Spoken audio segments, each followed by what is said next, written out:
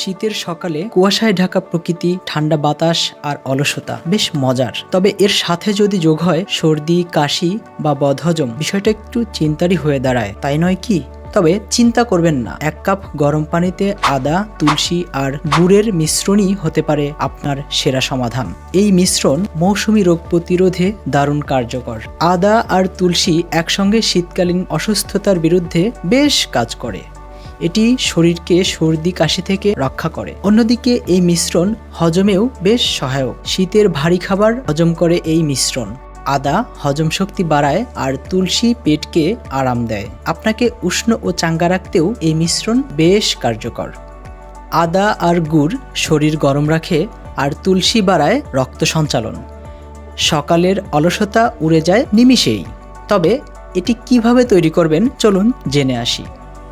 1 cup চা, 1 চা চামচ আদার রস, কয়েকটি তুলসী পাতা, সামান্য গুড়, এই সকল উপাদান গরম পানিতে মিশিয়ে নিন। সকালে খালি পেটে পান করুন, দেখবেন নিমিষেই সেরে যাবে আপনার এই সমস্যাগুলো। প্রতিদিনের এই সহজ অভ্যাসে শীত থাকবে দূরে, আপনি থাকবেন সতেজ ও শক্তিশালী।